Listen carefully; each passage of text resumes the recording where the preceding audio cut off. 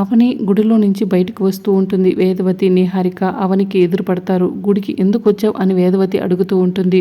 మీరెందుకు వచ్చారు అని చెప్పి అవని అంటుంది. వేరే మగాడితో సంబంధం పెట్టుకుని కొడుకుని మోసం చేశావు. ఇంకా నీ మెడలో కొడుకు కట్టిన తాళి ఎందుకు? ఆ తాళిని తీసి ఇచ్చే అని వేదవతి అవనిని అడుగుతూ ఉంటుంది. ఇవ్వను అని చెప్పి అవని అంటుంది. మర్యాదగా అడిగాను, తాళిని తీసి ఇస్తావా లేకపోతే తీసుకోమంటావా అని వేదవతి అంటూ ఉంటుంది. తాళిని మీరు తీసుకుంటారా? అప్పుడు అవని అసలు రూపం చూస్తారు అని చెప్పి అవని అంటుంది. ఏం చేస్తావే నువ్వు అని చెప్పి వేదవతి అవని మెడలో ఉన్న తాళిని పట్టుకుంటుంది. ఇక శ్రీకర్ కూడా ఉంటాడు. శ్రీకర్ దూరం నుంచి ఇదంతా చూస్తూ ఉంటాడు. ఇక అవని కోపంగా వేదవతి మెడలో తాళిని పట్టుకుంటుంది. ఇక అవని తాళిని వేదవతి పట్టుకుంటే వేదవతి తాళిని అవని పట్టుకుంటుంది.